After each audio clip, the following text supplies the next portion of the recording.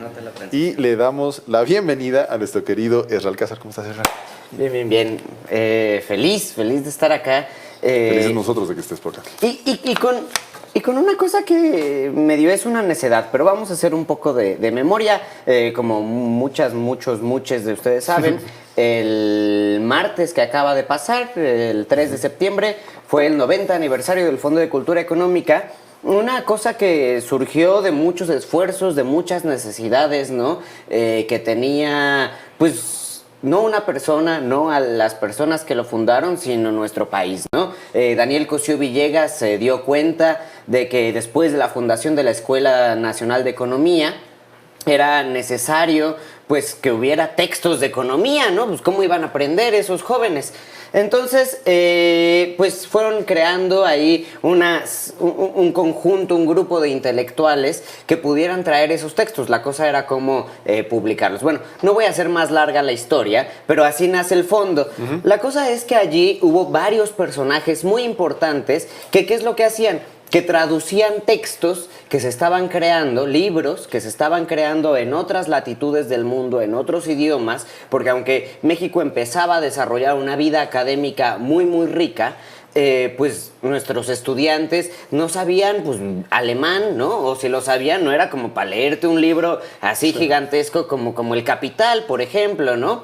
Entonces, la traducción ha estado siempre, la traducción literaria ha estado siempre incrustada dentro de la tradición del Fondo de Cultura Económica y es fundamental para el mundo o para el ecosistema del libro, ¿no? En todos los idiomas, dado que, pues, hay obras universales increíbles que no podemos leer porque a lo mejor no sabemos latín, por poner un ejemplo, porque no sabemos el italiano del medievo, ¿no? O sea, yo estaba leyendo esta semana una biografía que escribió Alessandro Barbero sobre Dante, que está muy divertido. Yo no soy dantista, pero está muy bien. Entonces, esa, por ejemplo, alguien la tradujo del italiano actual, de Alessandro Barbero, al español actual, ¿no? Pero hay varios textitos del italiano de hace cientos de años que también se tuvieron que traducir y pasarlos no solamente de un idioma a otro, sino de un idioma y una época a otro idioma y otra época. La traducción literaria es algo fundamental en nuestra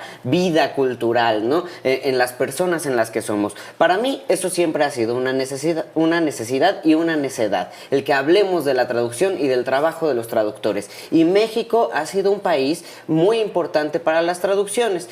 Y en ese esfuerzo, el Fondo de Cultura Económica le propuso a Capital 21 que pudiéramos hacer un programa para hablar de este trabajo tan importante. Y esa serie, que se llama Traductores a Fondo, se estrenó el pasado lunes a las 8:30 por este mismo canal, con una invitada extraordinaria, que es Selma Ancira, la hija del gran actor Carlos Ancira, y ella es traductora específicamente del ruso y del griego, ¿no? Se ha especializado en traducir a autores tan importantes como Lev Tolstoy, ¿no? Es la traductora más conocida y más importante de Tolstoy en todo el idioma español, no solamente para México, y en traducir a Nikos Kazantzakis, ¿no? Y ese fue el primer episodio. Va a haber 2 episodios más, es una miniserie que esperamos que, si nos escuchan las diosas, pueda seguir y continuar. El segundo episodio, si no me equivoco, va a estar dedicado o va a tener como invitada a Paula Abramo, que es traductora de literatura portuguesa, literatura del portugués, pero específicamente del Brasil, ¿no? O ella se ha especializado en la literatura del Brasil. Tradujo hace un par de años los cuentos completos de Machado de Asís, ¿no?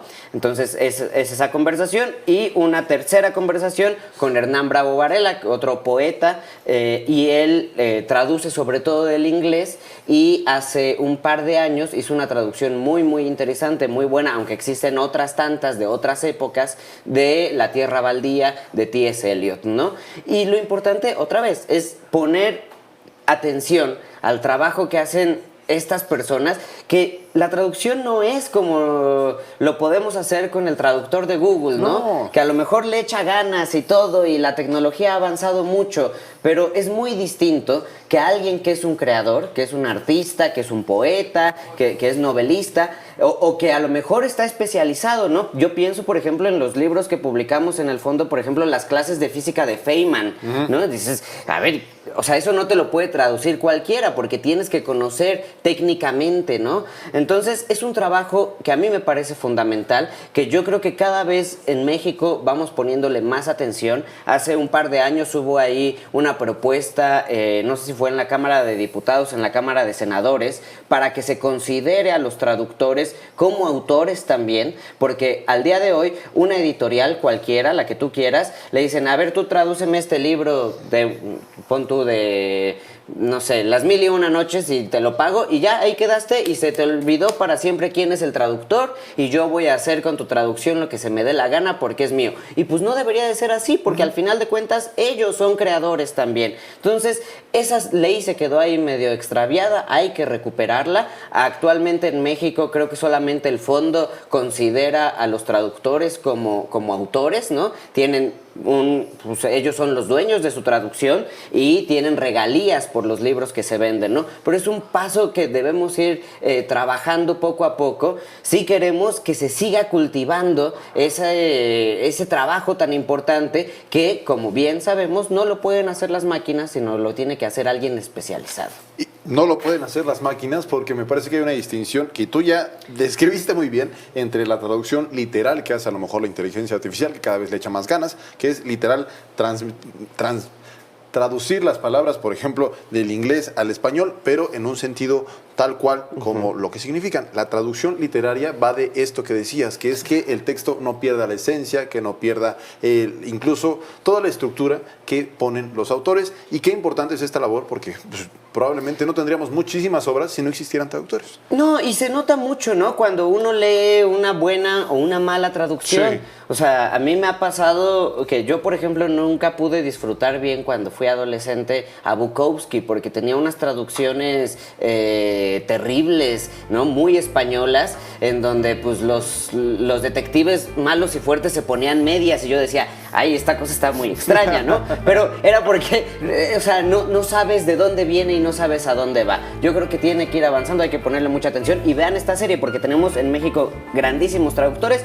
En esta serie podemos conocer a 3 y las obras que están publicadas a precios bajísimos también. Lunes a las 8:30, visiten el fondo y estén pendientes de lo que hace Capital 21, de lo que hacen los medios públicos y también de lo que hace el Fondo de Cultura Económica. Ahorita que decías eso, a mí también me tocó leer un libro con una traducción terrible, El apoyo mutuo de Piotr Kropotkin, con una traducción terrible, muy pesado. Nos vemos por acá la próxima semana.